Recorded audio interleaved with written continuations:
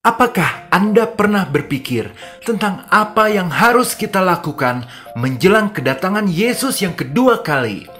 Apakah Anda merasa penasaran tentang bagaimana cara terbaik untuk mempersiapkan diri kita? Jika ya, maka Anda berada di video yang tepat. Hari ini kita akan membahas 5 rahasia dari Yesus, hal yang harus kita lakukan menjelang kedatangannya. Video ini akan membantu Anda memahami lebih dalam tentang apa yang Tuhan Yesus inginkan dari kita dan bagaimana kita dapat menjalani hidup yang sesuai dengan kehendak Tuhan dan berdampak positif bagi orang lain. Dengan memahami rahasia-rahasia ini, Anda tidak hanya akan mendapat panduan spiritual yang berharga, tetapi juga akan merasakan kedamaian, harapan, dan kekuatan baru dalam hidup Anda. Jadi mari kita mulai petualangan rohani ini bersama dan temukan rahasia-rahasia yang telah Yesus bagikan kepada kita. Selamat menonton. Hal 1. Selalu berusaha mengajarkan tentang pengampunan dosa yang ada di dalam nama Yesus kapanpun Anda mendapat kesempatan. Kita mengetahui dengan jelas bahwa pesan terakhir yang Yesus katakan sebelum naik ke surga adalah Yesus mengutus murid-muridnya untuk memberitakan Injil, yang artinya kabar baik kepada semua bangsa. Kabar baik itu adalah berita tentang pertobatan dan pengampunan dosa. Pengampunan dosa tersedia bagi semua orang yang percaya kepada Yesus Kristus. Ini adalah hal yang sangat penting untuk kita lakukan, karena kita tahu kebenarannya bahwa dosa adalah penyebab utama dari munculnya berbagai masalah dalam hidup.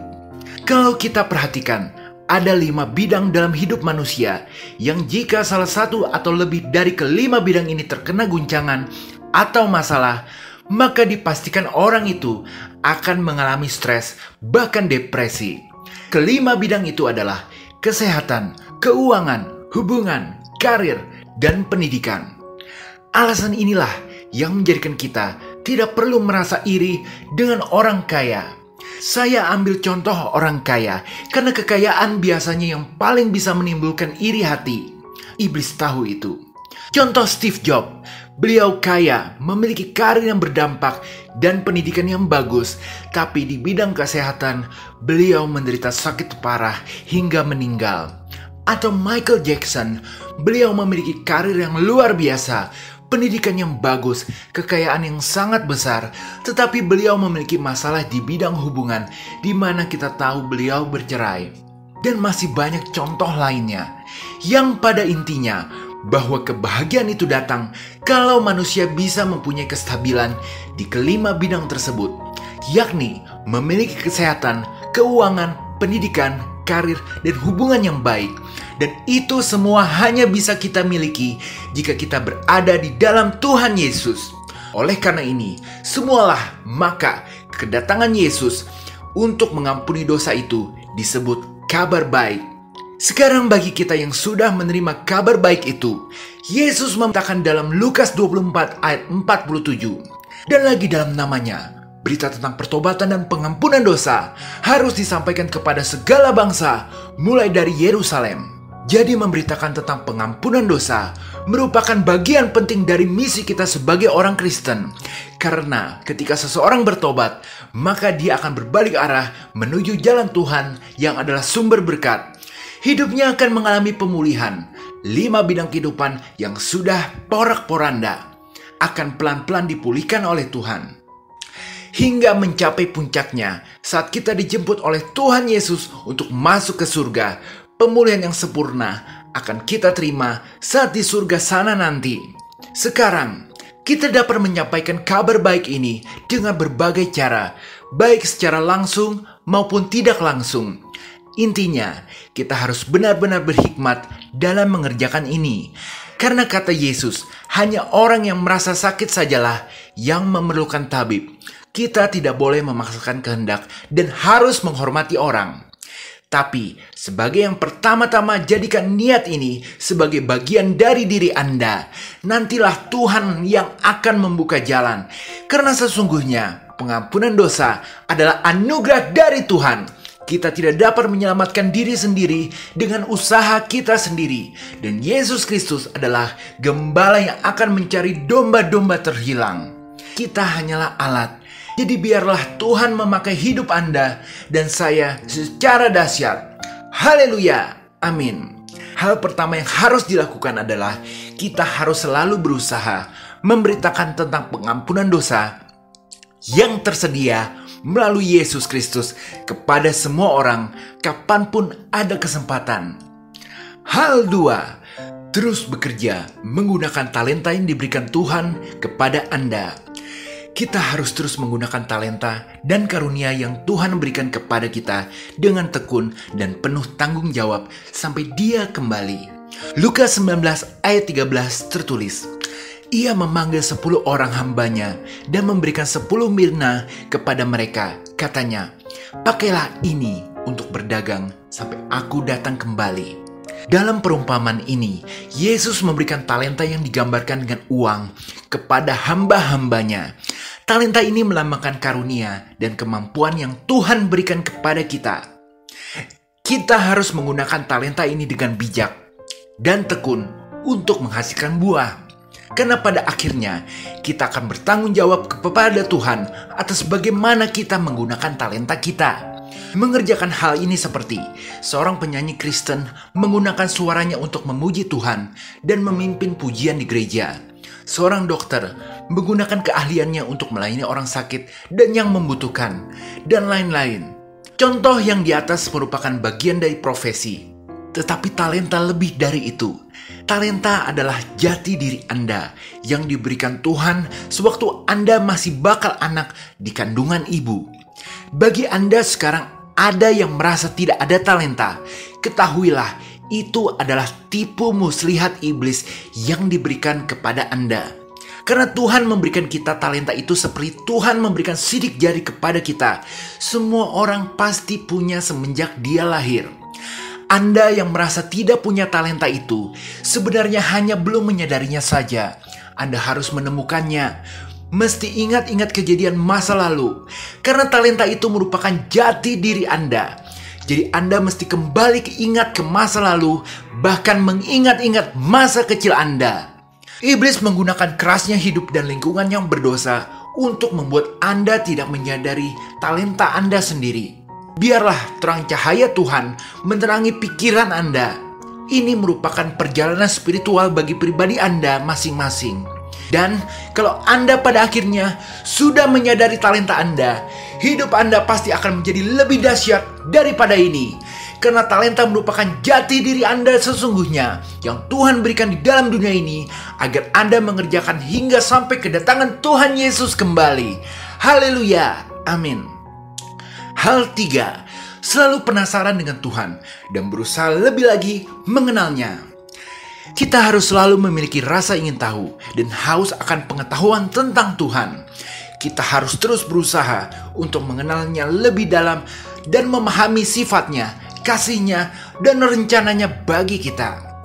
Yohanes 14 ayat 9 tertulis, kata Yesus kepadanya, telah sekian lama aku bersama-sama kamu, Filipus, namun engkau tidak mengenal aku. Barang siapa telah melihat aku, ia telah melihat Bapa. Bagaimana engkau berkata, tunjukkanlah Bapa itu kepada kami. Yesus menegur Filipus karena dia belum mengenalnya dengan benar, meskipun sudah lama bersamanya. Yesus menjelaskan bahwa mengenal dia berarti mengenal Bapa. Kita dapat mengenal Tuhan melalui firman-Nya, doa, dan persekutuan dengan orang lain yang percaya kepadanya. Mengerjakan hal ini berarti kita harus membaca Alkitab setiap hari untuk belajar lebih banyak tentang Tuhan. Kita harus berdoa dan meminta Tuhan untuk memberikan hikmat dan pemahaman tentang firman-Nya. Bahkan kita harus bergaul dengan sesama karena pekerjaan Yesus adalah pekerjaan kasih terhadap sesama. Sebenarnya mengenal Tuhan adalah prosesnya seumur hidup. Penginjil legendaris Billy Graham saja dalam wawancara-wawancara terakhir beliau berkata bahwa dia merasa kurang menyediakan waktu untuk sendirian berdoa. Anda bisa mengeceknya di YouTube. Demi kebaikan kita di akhir zaman, kita harus selalu berusaha untuk mengenalnya lebih dalam dan memahami kasih-Nya yang luar biasa bagi kita. Karena pada dasarnya, Tuhan ingin kita mengenalnya secara pribadi. Maka Tuhan telah memberikan Alkitab untuk membantu kita mengenalnya. Jadi marilah kita bersama-sama terus berusaha untuk mengenal Tuhan lebih dalam dan membangun hubungan yang intim dengannya. Sebagai hal yang ketiga yang harus kita lakukan. Sekarang kita masuk ke hal keempat. Selalu berusaha mendengarkan suara Roh Kudus. Yohanes 10 ayat 27-28 tertulis, "Domba-dombaku mendengarkan suaraku, dan aku mengenal mereka, dan mereka mengikut aku. Dan aku memberikan hidup yang kekal kepada mereka, dan mereka pasti tidak akan binasa sampai selama-lamanya, dan seorang pun tidak akan merebut mereka dari tanganku." Sebagai orang Kristen, kita harus selalu berusaha mendengarkan suara Roh Kudus dalam hidup kita. Dia akan membimbing kita, memberi kita petunjuk, dan membantu kita untuk hidup sesuai dengan kehendak Tuhan. Yesus menggambarkan dirinya sebagai gembala dan pengikutnya sebagai domba. Domba-domba yang mendengarkan suara gembala, mereka akan aman dan terpelihara. Roh Kudus adalah suara Tuhan yang berbicara kepada kita hari ini. Kita dapat mendengarkan Roh Kudus melalui doa, membaca Alkitab, dan memperhatikan hati nurani kita. Sebagai contoh, saat kita sedang menghadapi keputusan besar, kita harus berdoa untuk meminta petunjuk Roh Kudus. Saat kita sedang merasa tergoda untuk melakukan sesuatu yang salah, tapi kita mendengarkan Roh Kudus yang mengingatkan kita untuk melakukan hal yang benar. Seorang Kristen merasa damai dan bahagia ketika dia mengikuti kehendak Roh Kudus. Intinya, mendengarkan suara Roh Kudus adalah bagian penting dari kehidupan Kristen. Dia akan membantu kita untuk hidup dalam ketaatan kepada Tuhan dan mengalami berkat-Nya. Roh Kudus adalah hadiah dari Tuhan untuk semua orang percaya kepada Yesus.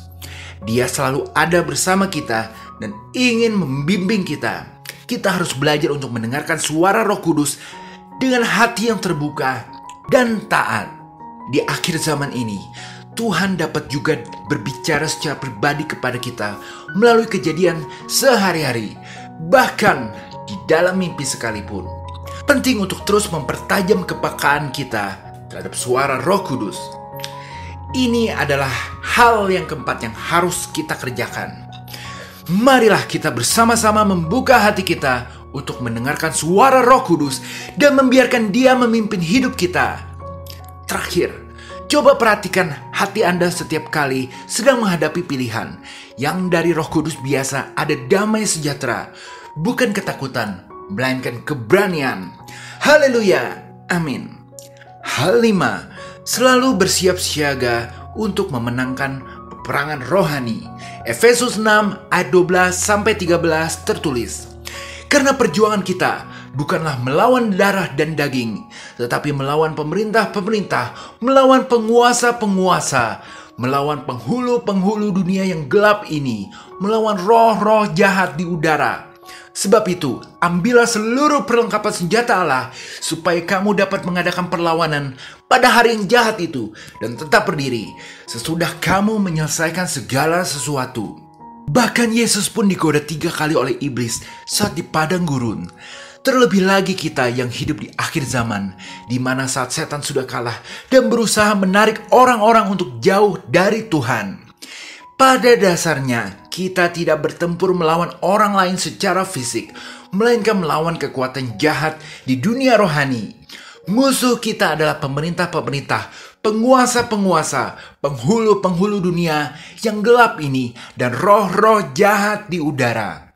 Senjata untuk melawan ini semua adalah seluruh perlengkapan senjata Allah, yaitu firman Tuhan dan doa yang dilandasi oleh iman akan kuasa darah Yesus. Kita harus terus bersiap siaga untuk mengadakan perlawanan pada hari yang jahat dan tetap berdiri.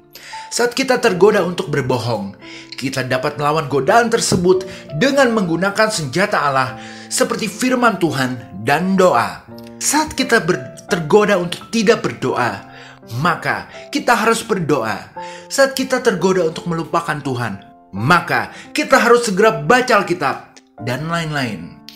Menjalani hidup di dunia ini seperti tarik-menarik antara jalan Tuhan dengan jalan iblis. Jalan iblis membawa kita menuju masalah yang menimpa 5 bidang kehidupan. Jalan Tuhan membawa kita masuk kepada hidup dengan 5 bidang yang diberkati.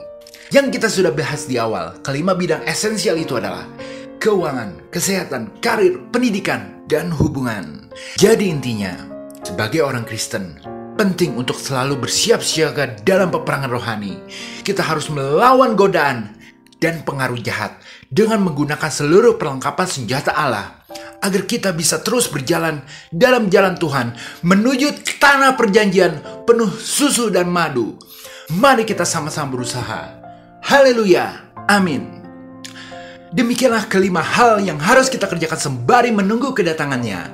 Mengerjakan ini semua diharapkan agar kita pada akhirnya dapat melakukan kehendak Tuhan di dalam hidup kita masing-masing, sehingga Yesus akan mengenal kita pada saat datang kembali. Biarlah kita semua terus berusaha untuk berada dalam jalan Tuhan. Jika kita menginvestasikan waktu kita untuk Tuhan, maka Tuhan akan menginvestasikan sumber daya di dalam hidup kita agar kita dapat menjadi alat untuk melakukan pekerjaan Tuhan. Haleluya, amin. Jika berkenan, berikan like, share, dan subscribe. Tuhan Yesus memberkati.